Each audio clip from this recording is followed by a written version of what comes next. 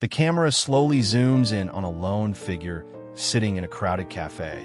They're surrounded by people, yet there's an unmistakable emptiness in their eyes. The noise of laughter, clinking cups, and idle chatter fades into the background as the figure remains disconnected, lost in thought. It's as if they're in a different world entirely, a world where the people around them don't matter and nothing feels real.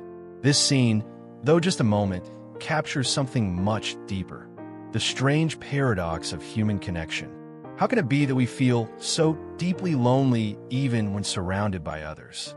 How can we crave connection and love, yet still feel empty, as though something essential is missing? The answer to this mystery might lie in the thoughts of one of the greatest minds of the 20th century, Carl Jung.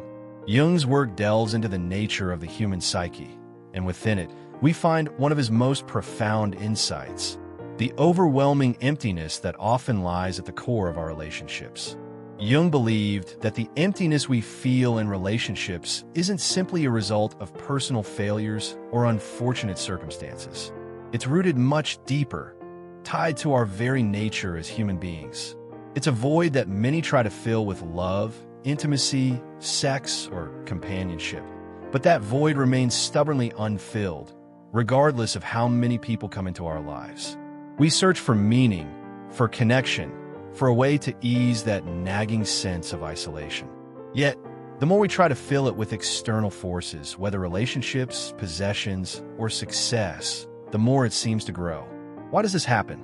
Why do we often feel incomplete, even when we're in relationships that seem, on the surface, to offer everything we could want?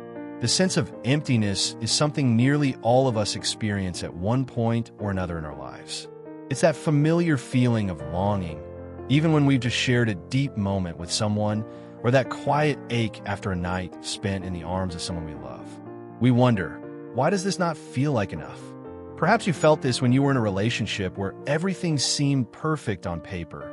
Two people who care for each other, who share interests, who laugh together, but there was always that nagging sense that something was missing. Something fundamental, something that can't quite be named. This is what Carl Jung was so profoundly interested in. He understood that relationships, no matter how fulfilling they appear externally, cannot heal this internal emptiness unless we first look within. In his view, we are constantly searching for something external to fix what is broken inside. This empty feeling is not just about finding the wrong partner or being in the wrong circumstances. It's about the very way we approach relationships and the self. Jung didn't view people as simple beings, easily understood by superficial observations. He saw the human experience as a complex journey toward understanding the self, one that requires deep self-awareness and an integration of both light and dark aspects of our personalities. But here's the paradox. To truly heal and feel complete in our relationships, we must first confront the parts of ourselves that we'd rather ignore. The shadow, the unconscious, the aspects of ourselves that we repress or deny. These are the forces that shape how we experience connection. If we ignore them, we can never fully connect with another person, no matter how close we are to them. As we journey deeper into Jung's theories, we'll explore how this internal emptiness can only be overcome by looking inward, and why this is the key to truly fulfilling relationships. Jung's work teaches us that the relationships we seek, both with others and with ourselves, are reflections of our internal landscapes. If we are fragmented within, we will experience that fragmentation in every relationship we attempt to build. The exploration of why we feel empty in relationships is not just about understanding others. It's about understanding ourselves. It's about realizing that the connection we crave is not something that can be found externally, but must first be cultivated within. In the next sections, we'll dive into Carl Jung's profound insights, unraveling how the dynamics of our inner selves shape our relationships, and why the key to fulfillment lies not in the people we meet, but in the people we become. Imagine you're looking into a mirror. You see your reflection staring back at you, but something feels off. The image in the mirror doesn't quite match what you feel inside. The face, the body, the expression, they're all there, yet the true essence of who you are seems to be missing. It's as though the reflection is just a mask, a version of you that the world sees, but not the real you. This is the crux of Carl Jung's idea of the self and the persona, a powerful distinction that explains why we often feel disconnected, even when we're in relationships. What we present to the world, the version of ourselves that we let others see, is often far removed from the true, complex nature of our inner being. And yet, it's this constructed version, the persona, that we mistakenly think is who we truly are. For Jung, the self is not just who we appear to be on the outside. It's the entirety of our being, the sum of both the conscious and unconscious parts of ourselves. The self includes our thoughts, our emotions, our deepest desires, and our hidden fears. It encompasses our past, our memories, and the parts of us that we've yet to discover. But the self is not something we can easily perceive. Our conscious minds, filled with the noise of daily life and societal expectations, can obscure the deeper truths about who we are. In fact, most of us don't even have a clear idea of our true self because we've spent so much time building and maintaining the persona. This outer shell that serves as a protective barrier against the vulnerability of the real, unpolished self. Jung believed that the persona is essential for navigating society. It's the face we wear to fit in, to be accepted, to be understood. But it is also an illusion. The persona is a projection, a facade that we construct based on external expectations, and it keeps us from truly knowing ourselves. The persona is a survival mechanism. It's how we adapt to the world, how we mold ourselves to be acceptable in the eyes of others. But here's the catch. The more we identify with the persona, the more disconnected we become from our true self. We begin to see the mask as our identity. We forget that it's just a temporary construct, and we start to believe that the reflection in the mirror is all there is. In relationships, this disconnection becomes evident. How many times have you met someone and felt an instant connection, only to later realize that what you were really connecting with was not their true self, but the version of them that they allowed you to see? And how often do you find yourself in relationships where the initial attraction fades, and you're left wondering, who are they really? This is the illusion of connection. We form bonds not with the real person, but with the persona they project. And the same is true for us. We often seek relationships that reinforce the persona we've built, relationships that validate our public image or the role we've created for ourselves. But deep down, we yearn for something more. We crave a connection that transcends the mask, a relationship that taps into the hidden, authentic parts of who we are. The problem is, we're often too afraid to show those parts, even to the people closest to us. If the persona is the part of us that we show to the world, then the shadow is everything that lies beneath the surface. The shadow represents the unconscious parts of ourselves, the qualities, desires, and emotions that we repress or deny. These can include everything from anger and jealousy to vulnerability and fear. The shadow is not inherently evil or negative, but it is often uncomfortable. It's the part of us we don't want to face, the part that we hide because it doesn't fit with our ideal self-image. In relationships, the shadow plays a critical role. It's the part of us that we project onto others, often without realizing it. If we're not in touch with our shadow, we'll unconsciously see it in those we are closest to. This is why conflicts in relationships can often feel so intense and inexplicable. We are not truly angry at the other person. We are angry at the parts of ourselves that we refuse to accept. To make real, meaningful connections, we must learn to confront and integrate our shadow. But this process is not easy. It requires self-awareness, vulnerability, and a willingness to face the parts of ourselves that we've spent our lives avoiding. Only then can we begin to connect on a deeper level beyond the facade of the persona. The disconnect between the true self and the persona is one of the main reasons why we feel empty in relationships. We are constantly seeking external validation for a version of ourselves that doesn't truly exist. We look for others to confirm our worth based on the mask we wear, rather than the fullness of our being. This creates a vicious cycle. As long as we continue to identify with our personas, we will keep searching for relationships that validate that mask.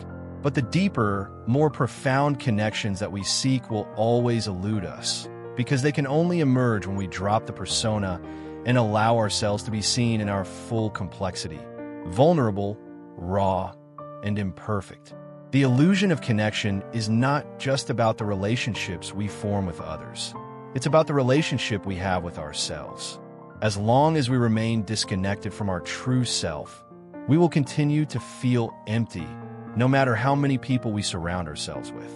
The key to real connection lies not in the persona we project, but in the authentic self that lies beneath it. And it is through this journey of self-discovery and integration that we can begin to bridge the gap between loneliness and true intimacy.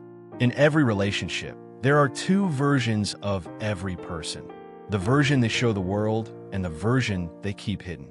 But the more we try to hide or control our hidden self, the more powerful it becomes, lurking in the background, subtly shaping every interaction.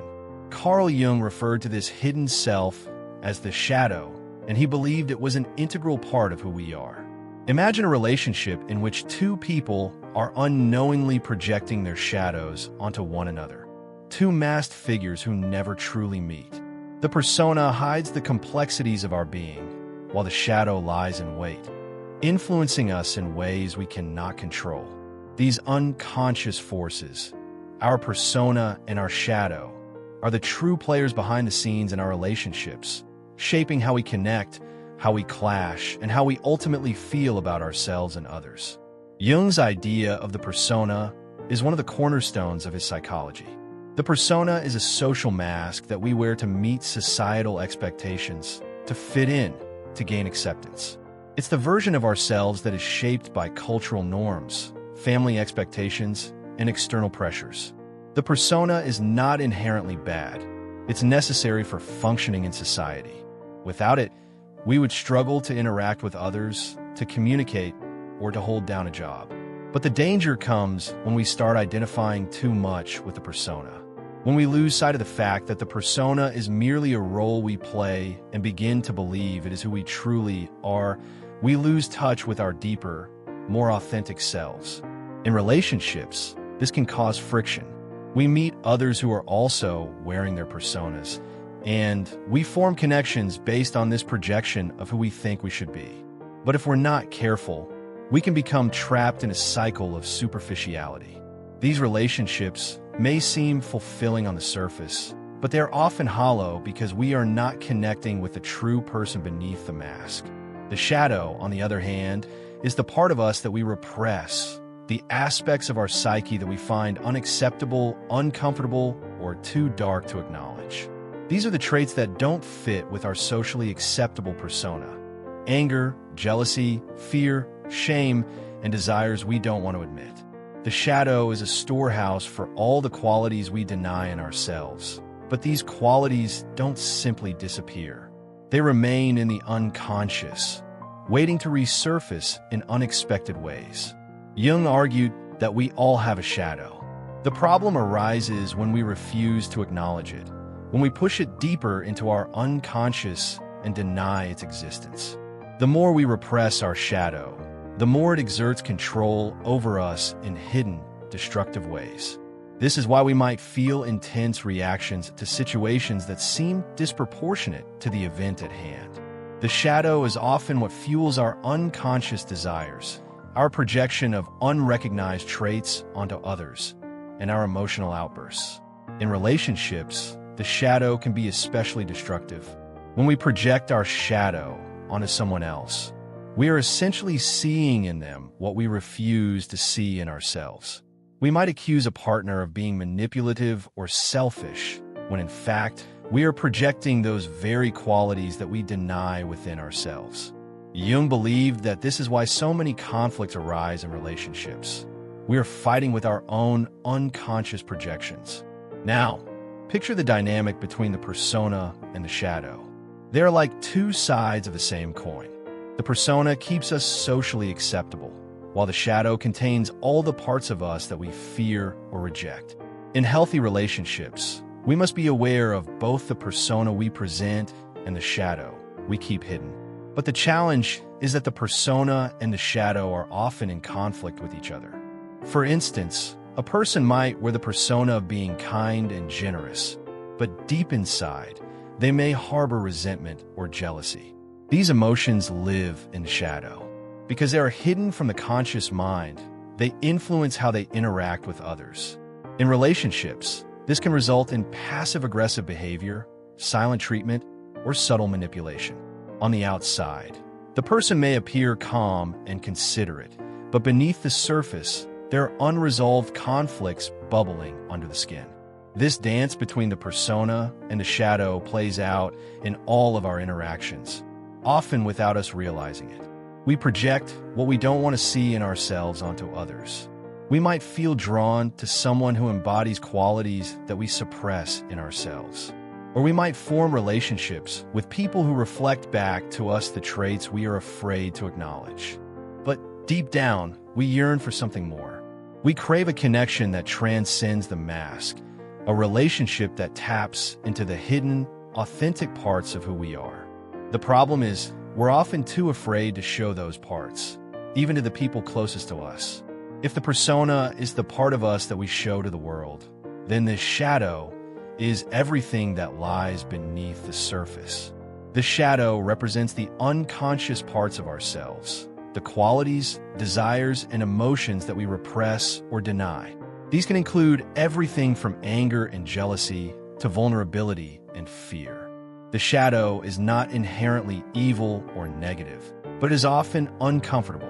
It's the part of us we don't want to face, the part that we hide because it doesn't fit with our ideal self-image. In relationships, the shadow plays a critical role. It's the part of us that we project onto others, often without realizing it. If we're not in touch with our shadow, we'll unconsciously see it in those we are closest to. This is why conflicts in relationships can often feel so intense and inexplicable. We are not truly angry at the other person. We are angry at the parts of ourselves that we refuse to accept. To make real, meaningful connections, we must learn to confront and integrate our shadow. But this process is not easy. It requires self-awareness, vulnerability, and a willingness to face the parts of ourselves that we've spent our lives avoiding. Only then can we begin to connect on a deeper level beyond the facade of the persona.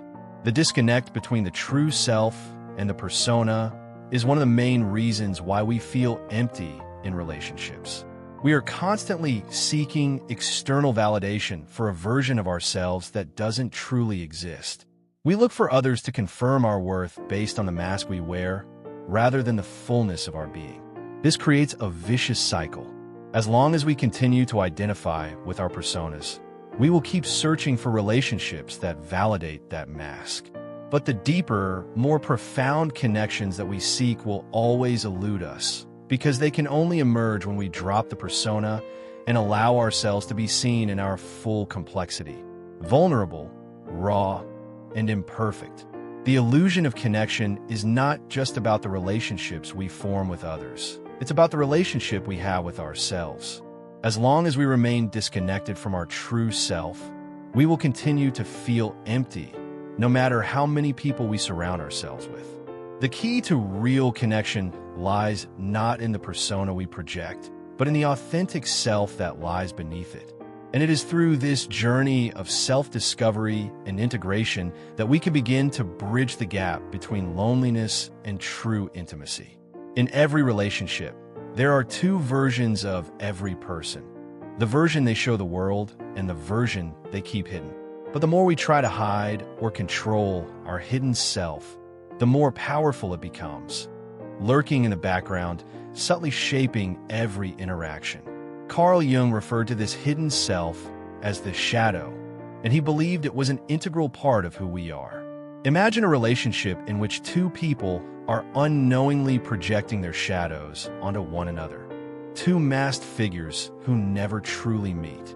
The persona hides the complexities of our being, while the shadow lies in wait, influencing us in ways we cannot control.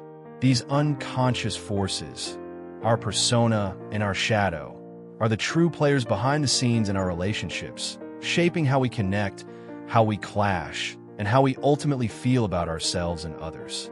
Jung's idea of the persona is one of the cornerstones of his psychology. The persona is a social mask that we wear to meet societal expectations, to fit in, to gain acceptance. It's the version of ourselves that is shaped by cultural norms, family expectations, and external pressures. The persona is not inherently bad. It's necessary for functioning in society. Without it, we would struggle to interact with others, to communicate, or to hold down a job. But the danger comes when we start identifying too much with the persona. When we lose sight of the fact that the persona is merely a role we play and begin to believe it is who we truly are, we lose touch with our deeper, more authentic selves. In relationships, this can cause friction. We meet others who are also wearing their personas, and we form connections based on this projection of who we think we should be. But if we're not careful, we can become trapped in a cycle of superficiality. These relationships may seem fulfilling on the surface, but they are often hollow because we are not connecting with the true person beneath the mask. The shadow, on the other hand, is the part of us that we repress, the aspects of our psyche that we find unacceptable, uncomfortable, or too dark to acknowledge. These are the traits that don't fit with our socially acceptable persona: anger, jealousy, fear, shame, and desires we don't want to admit. The shadow is a storehouse for all the qualities we deny in ourselves. But these qualities don't simply disappear. They remain in the unconscious, waiting to resurface in unexpected ways. Jung argued that we all have a shadow.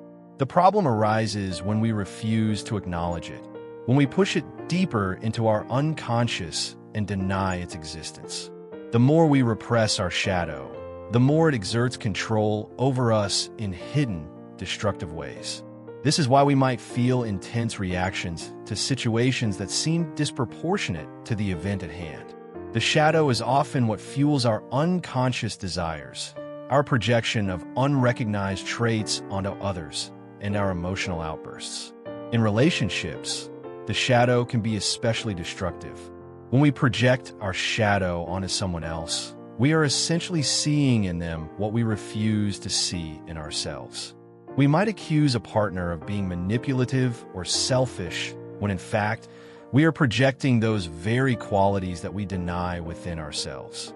Jung believed that this is why so many conflicts arise in relationships. We are fighting with our own unconscious projections. Now, picture the dynamic between the persona and the shadow. They are like two sides of the same coin. The persona keeps us socially acceptable, while the shadow contains all the parts of us that we fear or reject. In healthy relationships, we must be aware of both the persona we present and the shadow we keep hidden. But the challenge is that the persona and the shadow are often in conflict with each other. For instance, a person might wear the persona of being kind and generous, but deep inside, they may harbor resentment or jealousy. These emotions live in the shadow. Because they are hidden from the conscious mind, they influence how they interact with others. In relationships, this can result in passive-aggressive behavior, silent treatment, or subtle manipulation. On the outside, the person may appear calm and considerate, but beneath the surface, there are unresolved conflicts bubbling under the skin. This dance between the persona and the shadow plays out in all of our interactions, often without us realizing it. We project what we don't want to see in ourselves onto others. We might feel drawn to someone who embodies qualities that we suppress in ourselves. Or we might form relationships with people who reflect back to us the traits we are afraid to acknowledge. Jung believed that the journey towards self-actualization, individuation, requires us to confront these archetypes and integrate them consciously. The anima and animus are not figures to be projected onto others. They're forces within us that must be understood and embraced. Only then can we experience true balance in our relationships, where the connection with another person is not based on projection, but on mutual recognition and acceptance. When we fail to acknowledge the power of the anima and animus within us, we risk becoming disconnected from ourselves. This disconnection can lead to unhealthy relationships, where the search for completion becomes an external pursuit rather than an internal process. People who are unaware of these archetypal forces often fall into relationships where they are looking for someone to fill a void, rather than recognizing that the journey to wholeness begins within. Take, for instance, the common dynamics of toxic relationships, where one partner plays the role of the rescuer and the other plays the victim. These roles are often unconscious projections of the anima or animus at play. The rescuer may unconsciously seek out someone to save, projecting the nurturing aspects of the anima onto the other person. Meanwhile, the victim may project their own unintegrated animus, seeking out a protector or savior. These roles can perpetuate the illusion of connection, but they are fundamentally unbalanced and ultimately unsustainable. To move beyond the eternal struggle and achieve true fulfillment in relationships, Jung argued that we must integrate these archetypes within ourselves. The journey toward understanding the anima and animus is one of self-discovery and balance. By acknowledging the masculine and feminine aspects of our own psyche, we can begin to form relationships based on mutual recognition and authentic connection. When we integrate our anima or animus, we stop seeking a partner to fulfill a role that we should be fulfilling for ourselves. We stop projecting our unconscious needs onto others and start connecting with them as they truly are complex, multifaceted individuals who, like us, are also on their own journey of integration. The archetypes of the anima and animus play a central role in shaping our relationships. These powerful forces, when projected outward, can create illusions of connection and lead to frustration and disappointment.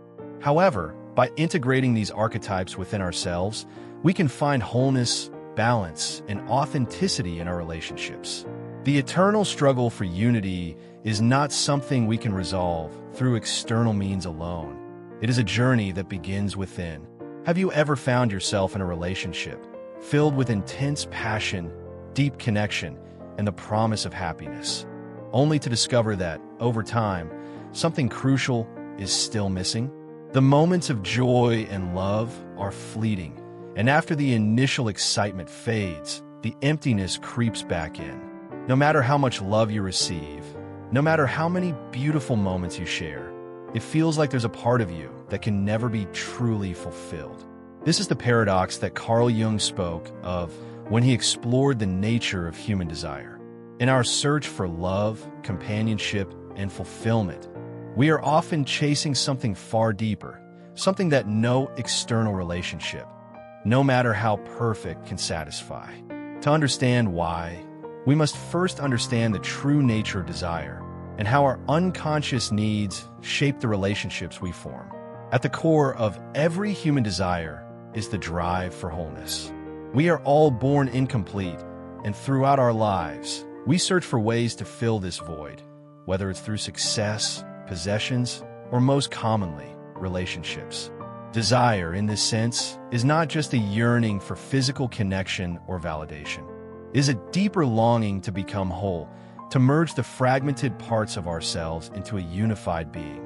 Jung's concept of the self is central to this. The self, in Jungian terms, represents the totality of the psyche, the conscious and unconscious aspects of who we are. When we experience this emptiness in relationships, it's because we're trying to fill the void of the self with something external. We hope that love will provide us with the completion we seek. But no matter how much affection, attention, or intimacy we receive, the underlying emptiness remains. This is because the desire for wholeness cannot be filled by external sources alone. The idea that love or relationships can fill this void is an illusion. We place our hopes and expectations on external sources to provide what we believe is missing inside of us. This illusion is reinforced by societal messages about romantic love, which tell us that the right person will make us complete. Fairy tales, movies, and pop culture all perpetuate the belief that we can find true happiness in the arms of another person. But when we enter relationships with this belief, we are not seeking connection with the true essence of another person. We are seeking validation, completion, and an external solution to an internal problem. This makes our relationships inherently fragile. We are not truly meeting the other person as they are, but as we need them to be to fulfill our own unconscious desires. This pattern can be seen in many common relationship dynamics. We search for a partner who fits our idealized image, someone who can make us feel whole. But when the partner inevitably fails to meet this ideal, when they can't fill the void we've placed on them, we feel disappointed, betrayed, and ultimately empty. The relationship may end, and we are left searching again, only to repeat the cycle. The process of projecting our inner needs onto others is at the heart of why relationships fail to fill the void. As we discussed in earlier sections, the anima and animus are part of the unconscious self that we often project onto our partners. We expect them to embody the qualities of the archetype we are missing in ourselves. This projection is not conscious. It is a deeply ingrained pattern that we rarely recognize until it's too late. Jung's insights on desire provide a more profound explanation of this emptiness.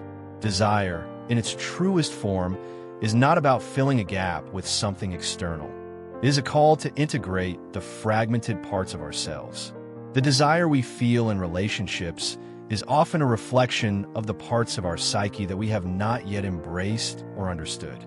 These unmet desires are signals from the unconscious, urging us to confront and integrate these hidden aspects of ourselves. True fulfillment comes not from external validation, but from understanding and accepting our inner selves, our strengths, our weaknesses, our light, and our shadow. Only when we begin to recognize that the void within us is not something that can be filled by another person, but something that must be understood and integrated, can we begin to form relationships that are grounded in authenticity rather than idealization. This journey of self-integration, or what Jung called individuation, is the path to wholeness. It involves confronting the unconscious aspects of ourselves, our fears, desires, and repressed emotions, and integrating them into our conscious life. As we move toward greater self-awareness, the desire to project our unmet needs onto others begins to fade. We stop looking for someone else to complete us, because we realize that the only person who can truly fulfill us is ourselves. The cycle of searching for fulfillment through external relationships is one that many people find themselves stuck in, time and time again.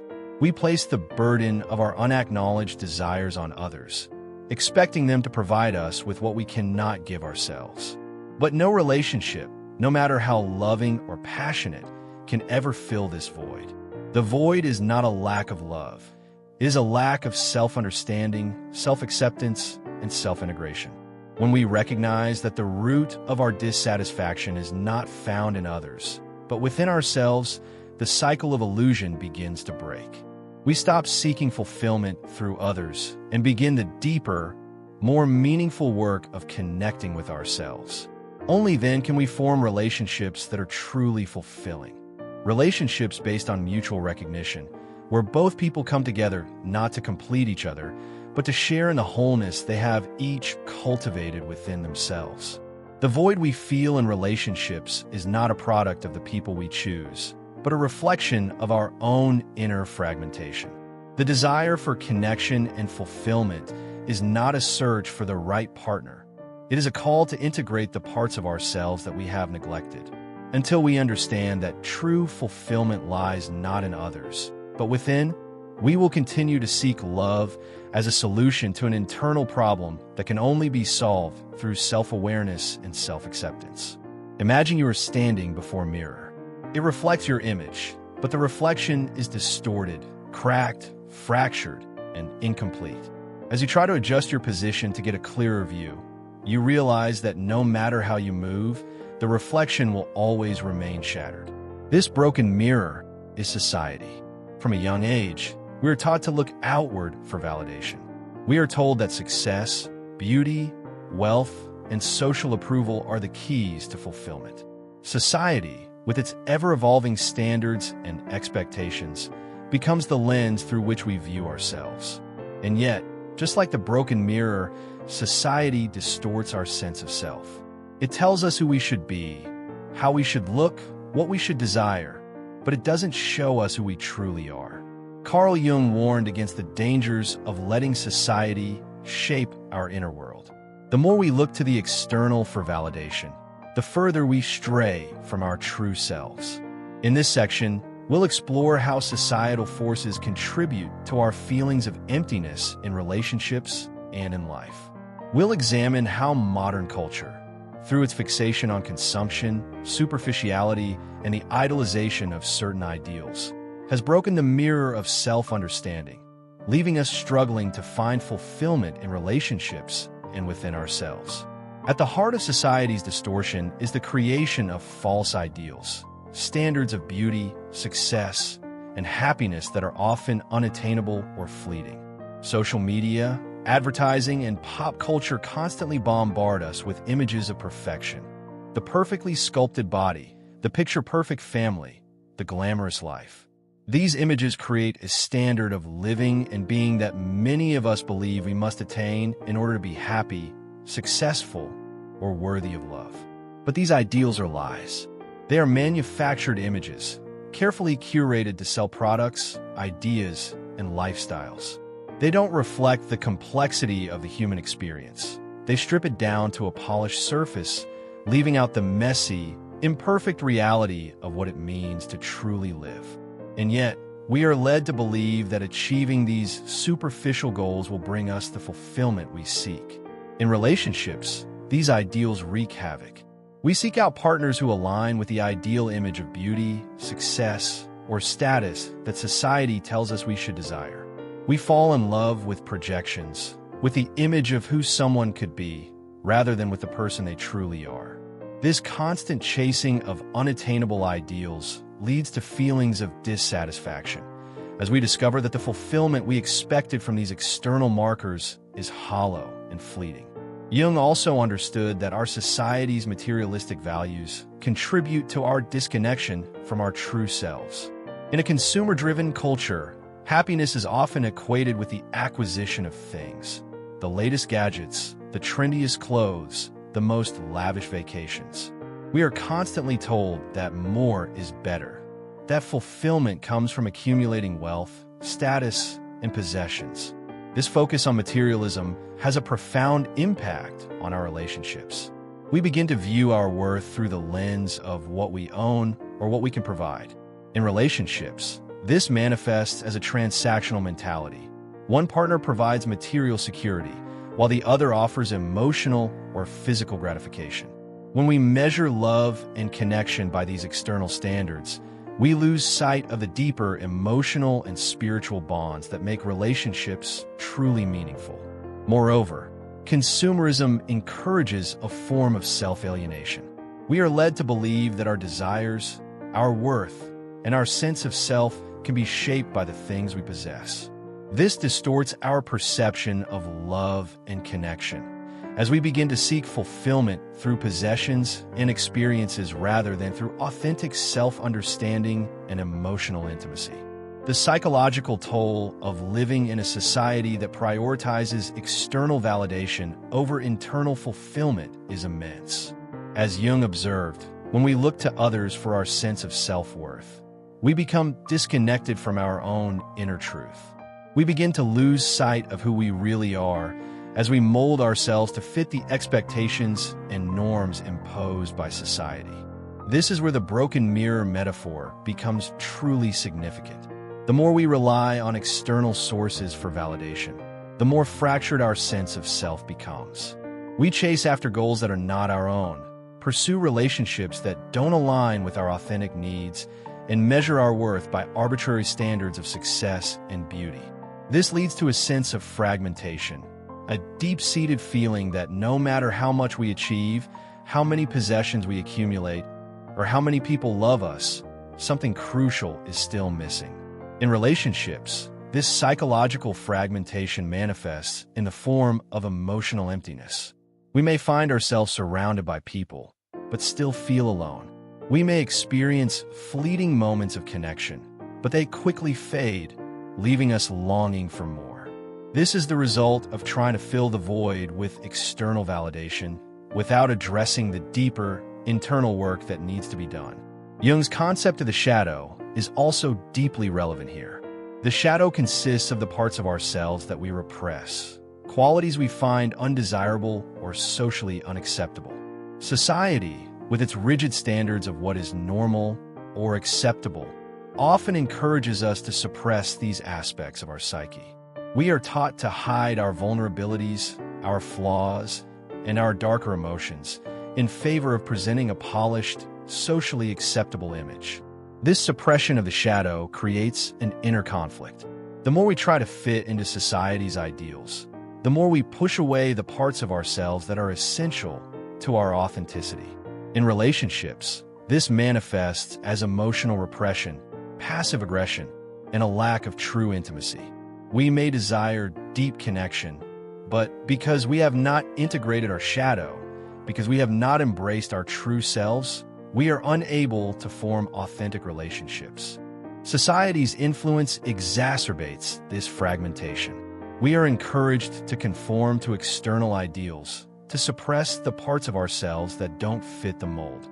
This leads to feelings of disconnection, both from ourselves and from others. The more we try to fit in, the more we lose touch with our true selves. To heal from the broken mirror of societal influence, we must begin to look inward rather than outward for validation. The process of individuation, Jung's term for the journey of becoming one's true self, requires us to break free from society's imposed ideals and reconnect with our inner truth. This means embracing our shadows, integrating the parts of ourselves that we have long suppressed, and reclaiming our authenticity. In relationships, this process of self-discovery allows us to form deeper, more meaningful connections. We stop seeking validation from external sources and begin to cultivate a sense of fulfillment from within. True connection can only occur when we are fully authentic, when we no longer feel the need to hide behind a mask or conform to society's expectations. Society plays a significant role in shaping our perceptions of self-worth and fulfillment. Through its false ideals, materialism, and pressure to conform, it distorts our sense of self and leads us to seek fulfillment in relationships and possessions that can never truly satisfy us. Only by breaking free from society's influence and reconnecting with our true selves can we begin to find real, lasting fulfillment. Imagine standing on the edge of a vast, empty abyss. You feel an overwhelming sense of isolation, as though no matter how far you reach, you can never bridge the gap. This is the existential void that Carl Jung believed we must all face. It is the space between the person we present to the world and the person we truly are.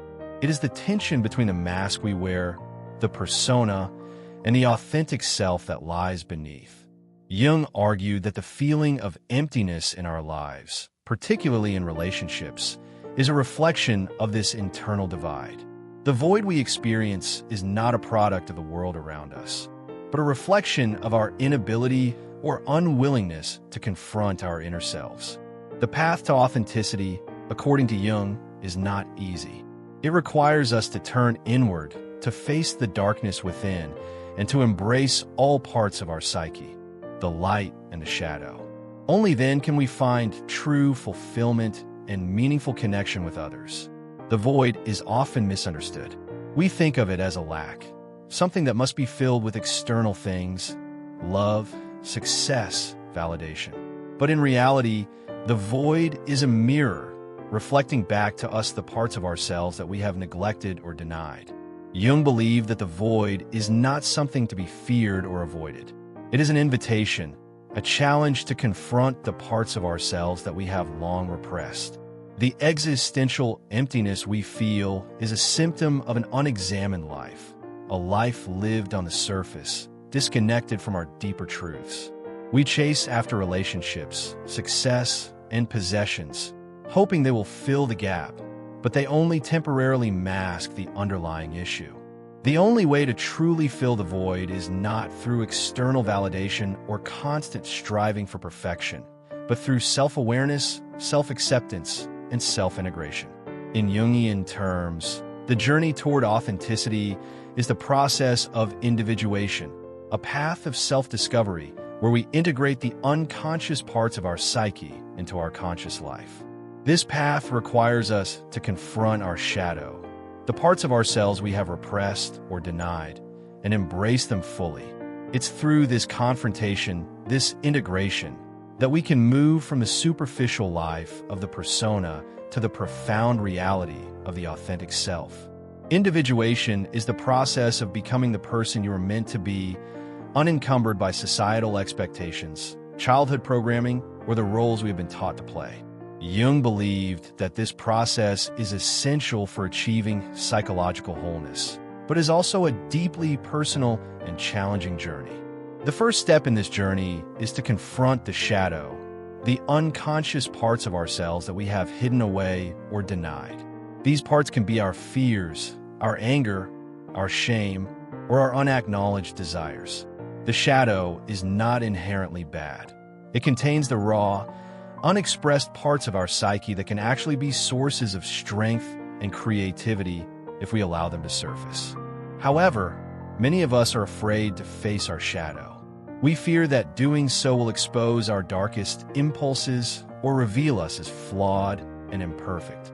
But this fear is precisely why we need to confront the shadow.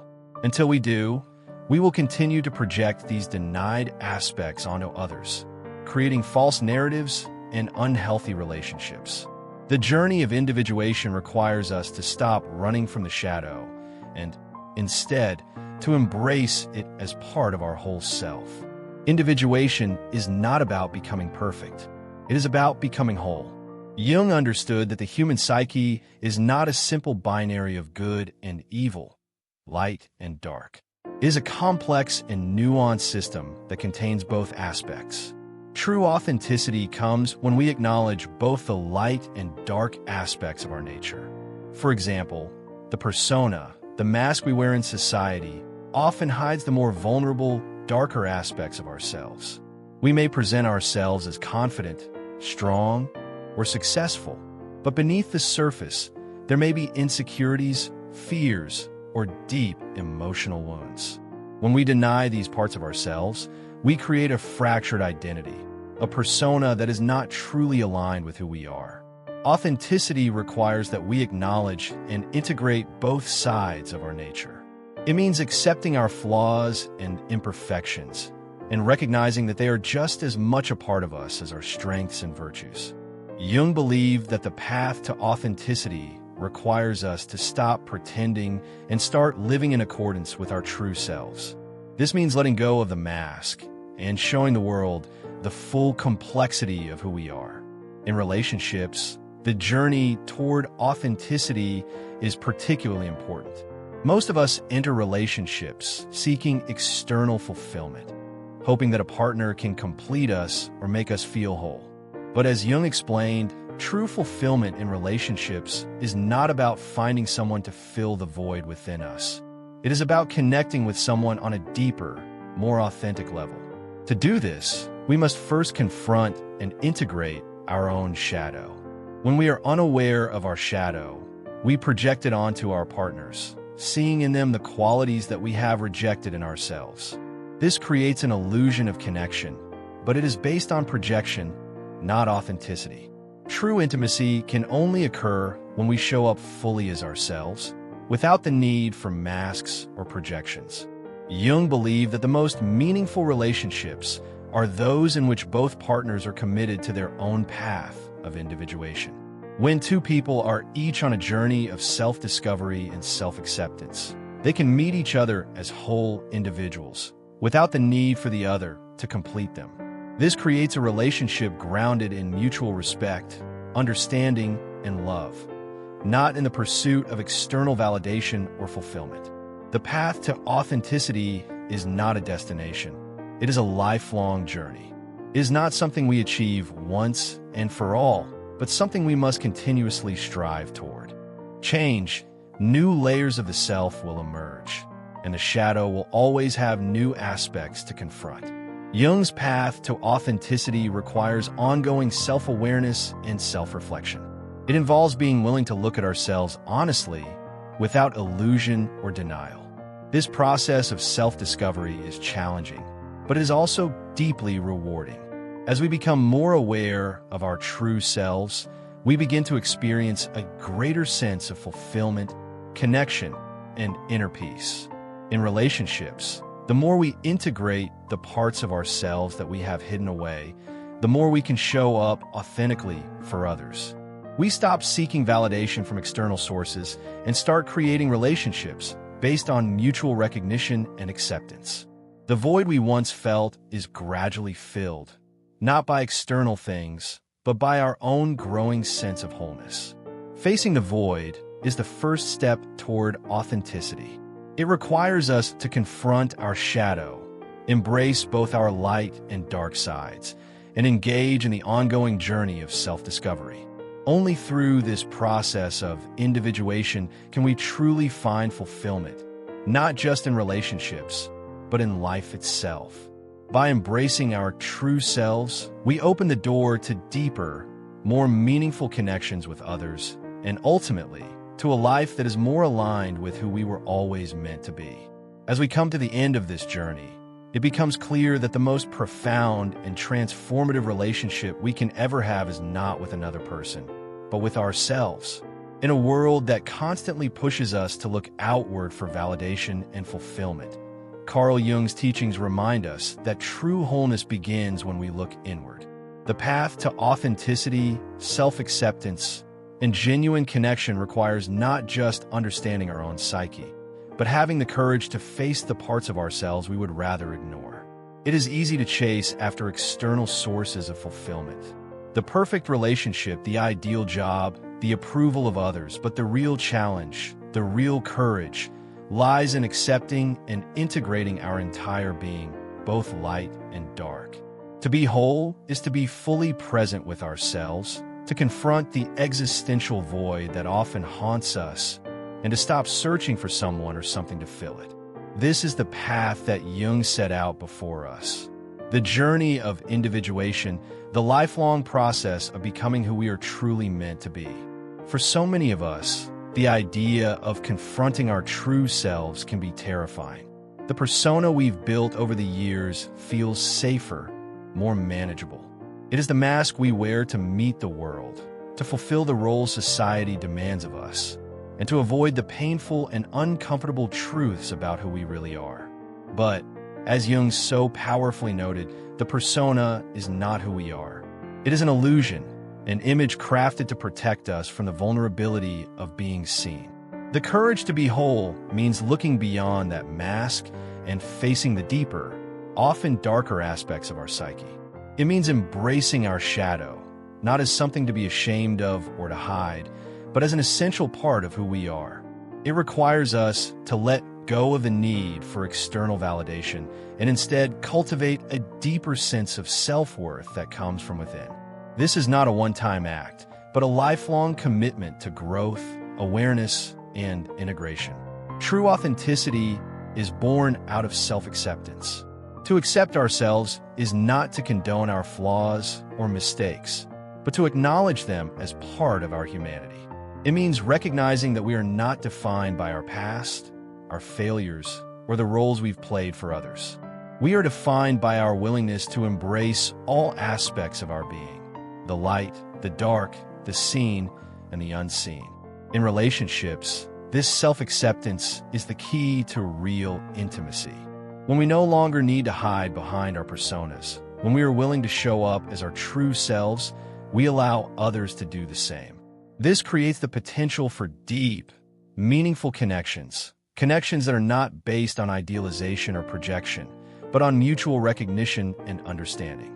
True intimacy can only emerge when we are willing to be vulnerable, to show our flaws, and to allow our partner to do the same. Part of the courage to be whole is letting go of the illusions that we have created about ourselves and others.